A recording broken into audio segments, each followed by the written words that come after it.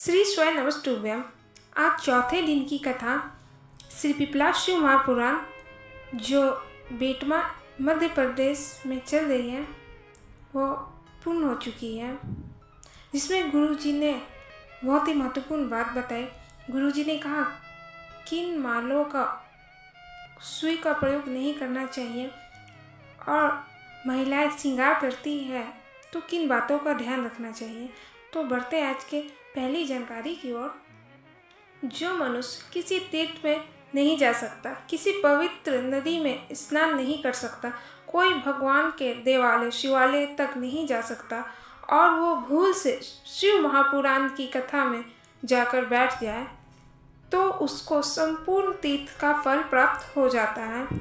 दूसरा, गुरुजी ने कहा आप अपने जीवन में ये बातें को उतारिएगा। कुछ बातें अपने जीवन की ऐसी रहती है जिसको ना उगला जाता है और ना निगला जाता है, जिसको कंठ में रखा जाता है। जिसने अपने बातों को कंठ पर रख लिया वह शंकर जैसा नीलकंठधारी बन गया। तीसरा, गुरुजी किसी ने प्रश्न किया, क्या शिव महापुराण की कथा सुनने या कराने के बाद 12 ज्योतिर्लिंग में से क्या एक ज्योतिर्लिंग का दर्शन करने जाना पड़ता है? इस पर गुरुजी ने कहा जो शिव महापुराण की कथा करवा लेता या सुन लेता उसको ज्योतिर्लिंग जाने की जरूरत नहीं पड़ती। 12 ज्योतिर्लिंग भी उस पर कृपा करना प्रारंभ कर देता है। चौथा, शिवलिंग से राख लगी तो वह भस्म बन गई। तो आप महादेव को स्पर्श करते हैं तो संसार में आपकी भी कीमत बढ़ जाती है। पांचवा, भजन करने वाले भगवान को नहीं ढूंढते।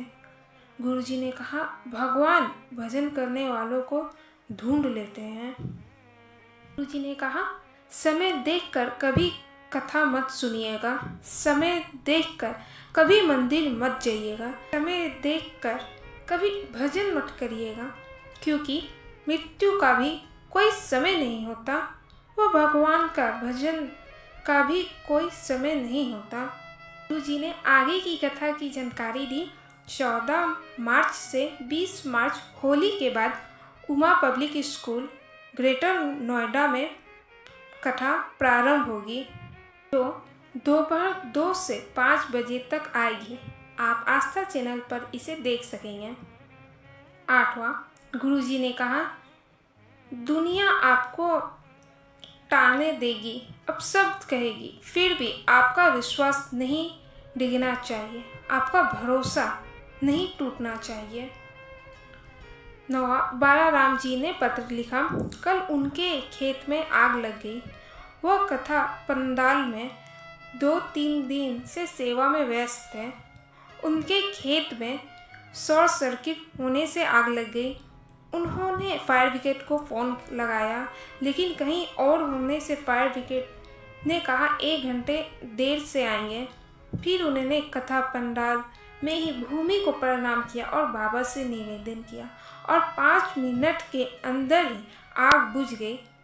दुनिया के लोग कहते हैं पंडाल में कथा सुनने से क्या होता है, मैं कहता हूँ मेरी फसल बच जाती है।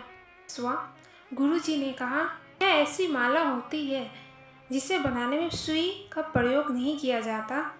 आप भी ध्यान दीजिएगा। पहला, बेलपत्र की माला में सुई का प्रयोग नहीं किया जाता। दूसरा, तुलसी की माला में।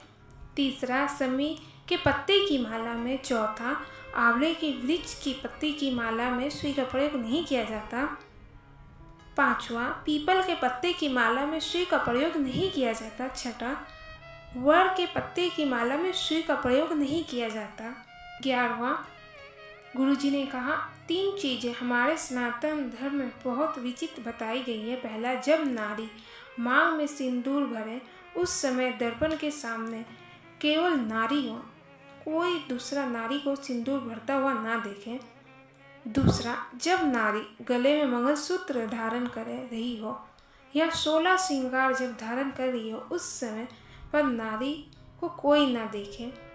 नारी का जो श्रृंगार है एक विवाह के समय पर और एक मृत्यु के समय पर, ये 2 समय सबके सामने हो पर इसके बीच में नारी अपने जीवन में जब 16 श्रृंगार करे तो अकेले अपने भवन में करना चाहिए। हमारा शास्त्र यहाँ तक कहता है छत पर खड़े होकर भी बाल नहीं झाड़ना चाहिए। 12वां गुरुजी ने आगे कब कहाँ कथा होगी इसके बारे में जानकारी दी। 5 मई से 11 मई तक अकोला में कथा होगी। 17 मई से 23 मई तक शिव महापुराण की कथा नेपाल में होगी।